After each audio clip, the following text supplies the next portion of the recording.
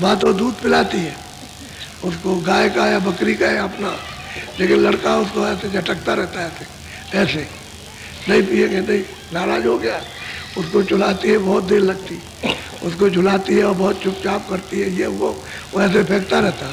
ठीक यही हालत है कि महात्मा बच्चों से भी ज़्यादा यानी प्यार करते हैं इन जगत के जीवों से, लेकिन वो फेंकते रहते हैं, गुस्से में फेंकते रहते हैं, इसलिए उनको कुछ नहीं मिल पाता, इसलिए नहीं मिलता। फिर कह देती है अच्छा जा भूखो मर, अब नहीं खिलाएंगे पिलाएंगे, तो पड़ा फिर रोता रहता है, और जब खूब भूख लगती है फिर क्या तो पी लेता है, फिर पी लेता है, तब पिएगा। तो इतना हट और इतना हट धर्मी के बाद जब भूख लगी विवश हो गया कि अब नहीं देगी तब पीता है। ऐसे ही है, जब चारों तरफ से गिर जाएंगे आफत और मुसीबतों में और चिल्लाएंगे और कोई कुछ नहीं करता, तब तो सुविधा से यानी पहले से ही आप मतलब है कि समझने की कोशिश करो।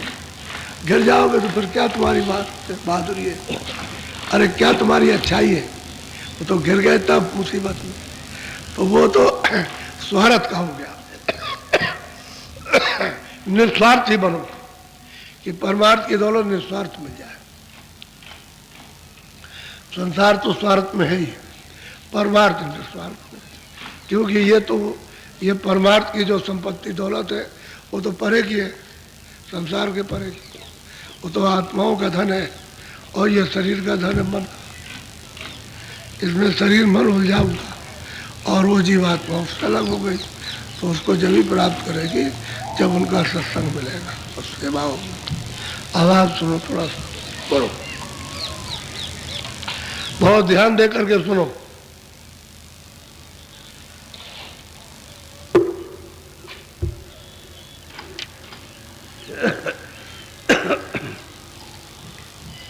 अब वही सूरते मझधार, गुरु बिन कौन लगावे।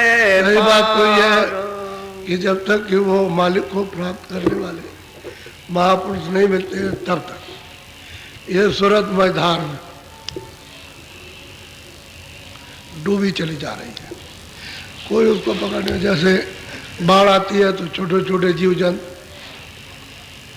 और बड़े बड़े जो उसमें बह जाते हैं तो बहते हुए चले जा रहे हैं, अब उनको कोई रुकने का बीच में कोई आधार नहीं मिलता, इसलिए बह चले जा रहे हैं मैदान में। अब उसी में बह गए, खाने आने को नहीं मिलेगा तो मर जाए।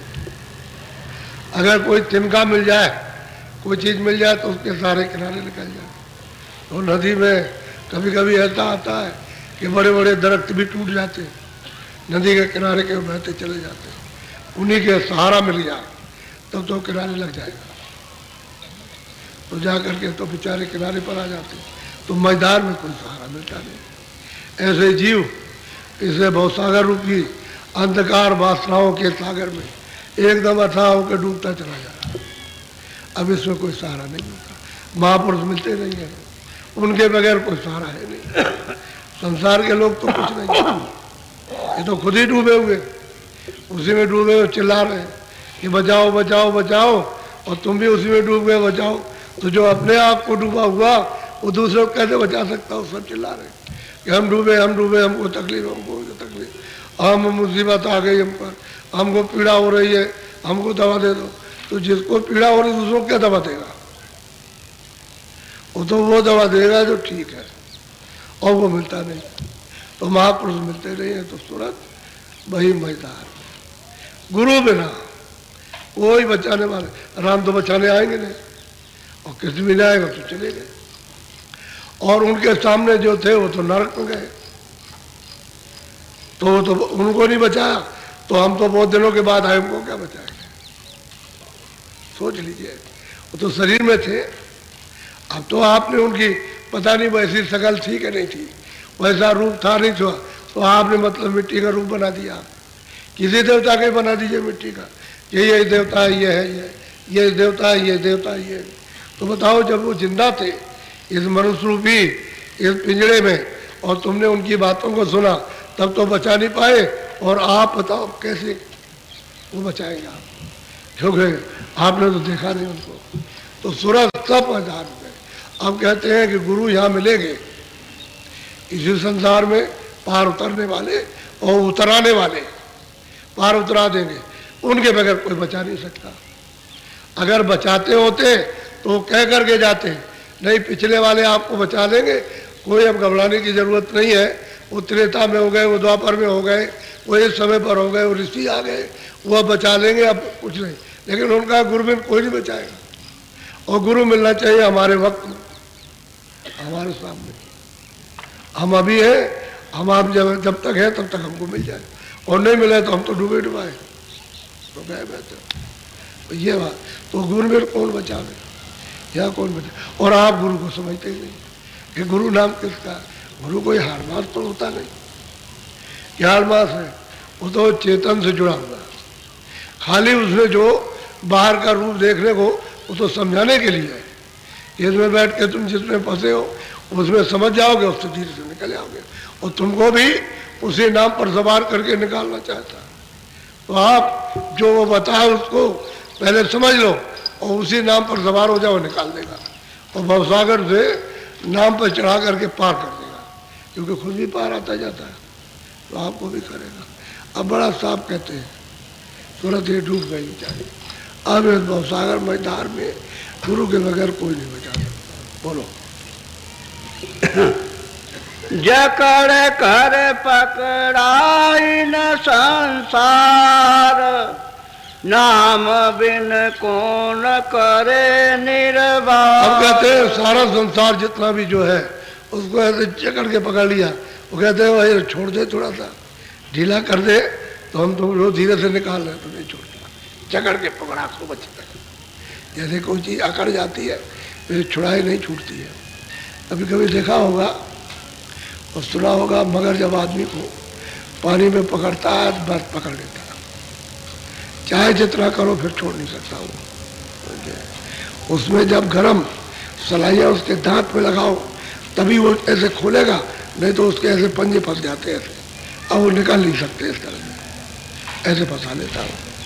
कहते हैं ऐसे किटकिटिया कार करके ऐसे संसार में फंसे हुए, इस मोह में, ममता में, तो छोड़ना नहीं चाहते, तो कैसे हो जाएगा। अब यह है कि तुम्हारे ऊपर तो ये आफत मुसीबत खड़ी हो गई, और ऐसी दशा में तुम महात्माओं की खोज कहाँ कर सकोगे, कैसे मिलेंगे, कहाँ मिलेंगे, कौन है, क्या कहेंगे, कैसे दर्शन देंगे, कुछ आपको पता ही नहीं उसको। बोलो।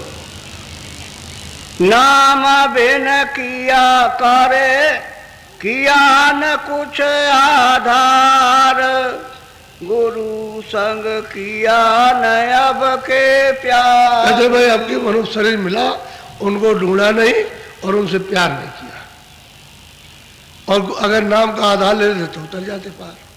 तो नाम का आधार तो उनके पास है, वही बताएंगे नाम किसको कहते हैं, शब्द किसका नाम है, शब्द कहाँ से आता है, और कैसे उसके साथ लग करके और तुम कहाँ पहुँचोगे वो तो उनको पता है। उस शब्द का आधार तो वो पकड़ाएंगे, लेकिन कब, जब उनसे प्यार कर लोगे, मिल जाए तो उनसे प्रेम कर लो, वो आपसे प्रेम कर ले। अरे वो अपनी बात कहते हैं तो उनकी मान लो, वो तुम्हारी बात मान ले। तुम अपने दुखों को बताओ कि मैं संसार में बसाओ, वो कहेंगे तुम ऐसे निकलोगे, मैं दोनों एक दूसरे की मान ले, तो तुम मानने के लिए तैयार है कि तुम फंसे ही हुए हो, आओ हम इस तरह से तुमको निकालेंगे, तो जरा सा ढीला कर लो। कहते हैं जो पकड़े हो छोड़ दो, ऐसे काहे से छोड़ दो, मन से, बुद्धि से छोड़ो, इसको जरा से छोड़ दो, बाकी तुम पकड़े रहो लेकिन बुद्धि से तो छोड़ दो, मन से तो कुछ नहीं, मन से छोड़ते नहीं। तो मन जो है इसमें फंसा हुआ है इंद्रियों के जाल में, अब वो इसलिए नहीं छोड़ता कि मेरा रस चला जाएगा, तो रस तो वहाँ कुछ है नहीं है, वो तो सूखा रस है, यानी ठंडक है, और उसको अनजान में पकड़े हुए कि हमको मिल जाएगा, मिल जाएगा, मिल जाएगा। ये भी मतलब है कि सूखी हड्डी है, कुत्ता दबा लेता हो उसको दांत से, किटकिटाता हो, समझता है तोड़ रहा हो, और जब ज़्यादा लग जाता है तो उसके दांतों से खून आता है, और उसी को धीरे धीरे पीता रहता है, और वो ये समझता है इसमें से खून आ रहा। ठीक इसी तरह से संसार में हमें समझते हैं इसमें जकड़े हुए, तो इसमें से हमको रस मिला और रह रही। इसलिए तुम ढीले तो कम से कम हो जाओ, थोड़ा ढीले तो हो। अपने नाम का आधार तब पकड़ में आ जाएगा, तब पकड़ा देंगे। उनसे प्यार कर लो, प्रेम कर लो, बोलो। कर्म का बहुत उठाया भार, काल ने खाया सबको झार। कहते भाई काल ने तो अपना जाल बिछाकर कर्मों का जाल बिछा दिया और दाना डाल दिया। पहले तो सबको सुख सुविधा थी, शरीर सबके अच्छे थे, धन था, धाम था, कोई तकलीफ नहीं थी, कोई पीड़ा नहीं थी, कोई दर्द नहीं था। जब ये सब वैभव में फंस गए तो काल ने अपना जाल सुख सुविधा में बिछा करके दाना डाल दिया और कहा कि देखो ये इंद्रियों के भोग हैं, तुम जो चाहो सो करो अपनी इच्छा से, हम उसमें कोई दखलंदाजी यानी कोई बीच में अड़ंगा नहीं बनेंगे, और जो कर्म करोगे पाप अपना अपना भोगो। उसने जाल बिछा दिया और दाना डाला, आप उस चुंगने में लग गए और फिर उसमें फंस गए, और जो आने का रास्ता था वो छोड़ बैठे। ये बात, अब जो आने का रास्ता था वहीं से जहाँ छूटा वहीं से वापस जाओगे, दूसरा कोई रास्ता नहीं है। वो रास्ता तुम्हारे मनुष्य रूपी मंदिर में सबके पास है, जब वहाँ छोड़ दिया तो वहीं से वापस लौटना, और रास्ता मिल जाए तो वापस हो जाओ। तो रास्ता तो इधर आंखों के ऊपर है इधर, और आंखों का ये हिस्सा, ये आकाश इधर है, ये दो आंखों का आकाश यहाँ है, इसके ऊपर नहीं है इधर, इधर आकाश नहीं है, इधर तो सूरज बैठी है, और जो आपने कर्म किया उसके गंदगी जमा। तो काल ने सुविधा देकर ये जाल बिछा करके दाना डाल दिए और चुंगने लगे आप, और बस उसी में वो ममता, लालच में, इसमें, काम में, क्रोध में, अहंकार में फंस गया। आप सबको एक तरफ से कहते हैं झाड़ करके खा लिया उसने, सबको लिए चला जा रहा, कोई नहीं जानता। बात को सुन ले, अपने बचने की बात तो सुने। अच्छा ये कहा जाता है कि भाई तुम्हारा कुछ नहीं है, ये शरीर भी तुम्हारा नहीं है, ये किराए का मकान उसका दिया हुआ, और उसके जितने भी ये साधन सामान सब उसी के दिए हुए हैं, और बस उसको लेकर के कहते मेरा, अरे तुम्हारा ये नहीं है तो वो कैसे हो जाएगा? अगर तुम्हारा होता तो ये क्यों इसको टिका लेता? वो जीवात्मा को सूरत को बाहर कर देता है, इसको यहाँ गिरवा लेता है, और ये सब ये पड़ा हुआ गिरा हुआ, ये भी नहीं उठ सकता, वो भी नहीं उठ सकता, ये तो सब जड़ हो गया। सूरत की वजह से चेतन मालूम होता, और बाकी तो सब जड़ है, सामान भी सब जड़ है। सामान में तो कोई सोने चांदी में कोई जीवात्मा नहीं है, वो तो आपने मन से मान लिया ये सोना है, चांदी है, ये है, ये है, ये है, ये है, और ये शरीर मेरा है, तेरा भी नहीं है, सामान भी